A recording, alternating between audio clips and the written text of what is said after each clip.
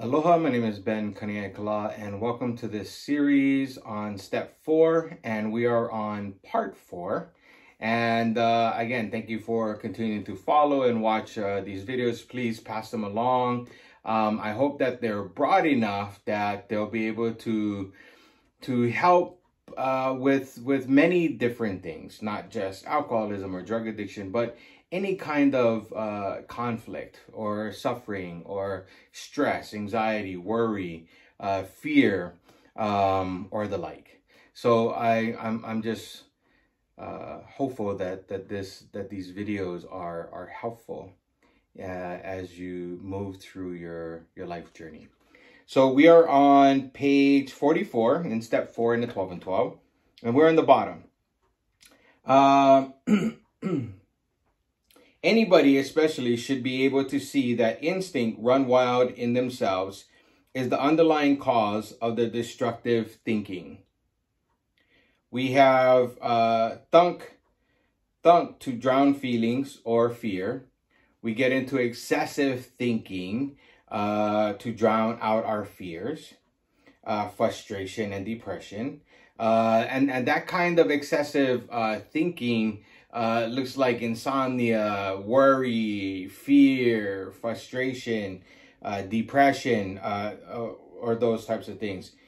We have used these things or these escapes or these conflicts to escape the guilt of passions, and then again to make more passions possible for vainglory.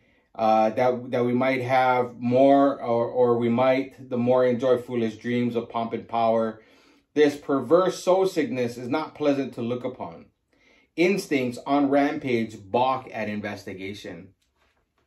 Our instincts, our God-given instincts, or our instincts in turmoil, or our instincts in conflict, do not like to be looked at. The ego, or our instincts in character defects, or in defective character, or just out of its God-given function or purpose, does not want us to take a look, does not want us to do a moral, fearless inventory in looking at these things, the things that we're reading, the things that we're discussing. Yeah, it doesn't want us to do that. What it wants us to do is just get into more excessive thinking about it more and more and more and more. And the thing about the thinking is that it is always stuck in time. It is always stuck in past.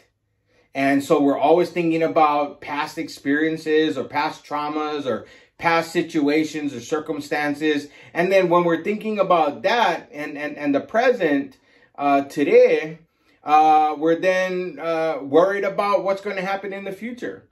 So thinking is always stuck in time of the past, present, and future. Yeah. So the minute we make a serious attempt to probe them, we are liable to suffer severe reactions. These reactions that we experience are going to come in forms of minimizing, rationalizing, justifying. It's not that bad. I just need to stop doing that for a little while. I just need to stop drinking for a little while. I just need to avoid this, avoid that. Don't drink this, don't drink that. Don't go here, don't go there.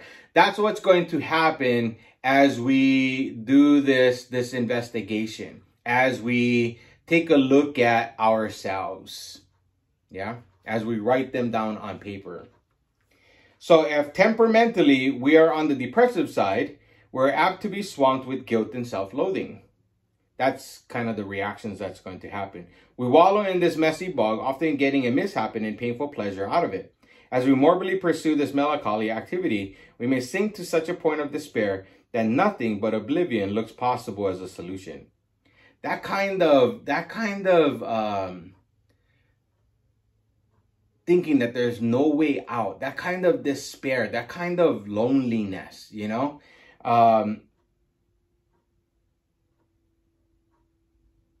that we think that that's the only solution, that we think that we need to do more of whatever it is that we're doing that isn't working, but we just need to do more of it and maybe it will work, you know? So here, of course, we have lost all perspective and therefore all genuine humility, for this is pride in reverse.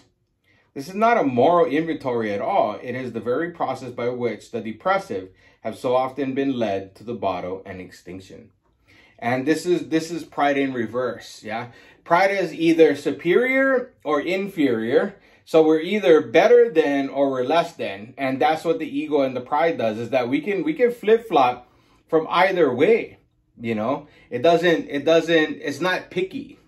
And that is tied to time. That is tied to my excessive repetitive thinking, who I think I am, my mind, yeah? All those recordings, that's who I think I am, and it's not. It's just things that have happened that I've recorded, but it's not who I am. So if, however, our natural disposition is inclined to self-righteousness, here we go, so it's either inferior or superior, or grandiosity, our reaction would be just the opposite. We will be offended at AA's suggested inventory. No doubt we shall point with pride to the good lives we thought we led before whatever character defect or instinct or whatever it may be cut us down.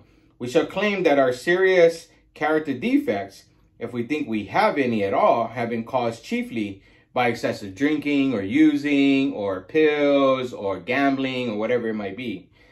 This being so, we think it logically follows that sobriety or recovery first, last, and all the time is the only thing we need to work for. So we think that all we need to do is abstain. We believe that our one-time good characters will be revived the moment we quit whatever it is that we're having problems with. If we're pretty nice people all along, except for our whatever the problem was, what need is there for more inventory now that we are sober?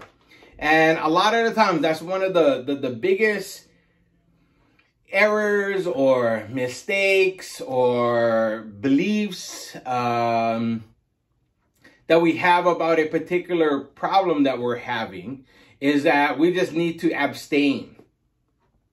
And once we abstain from whatever problem there is, that's going to be sufficient.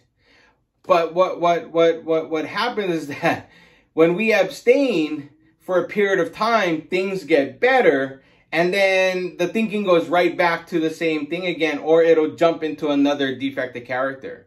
It'll jump from, say, anger, and you're going to practice not being angry. And so you do well for a month. And so during that month, you're going to, if you're not acting out in anger, you're going to want to act out somewhere else. So then you're going to go hopping around from one instinct to another instinct. And now you're going to go into, say, not anger, but maybe you're going to go into greed, and maybe you're going to go and work more, and you're going to buy things more, and you're going to want this and you're going to want that. And that's what happens with our defective characters, or with abstaining from a particular problem.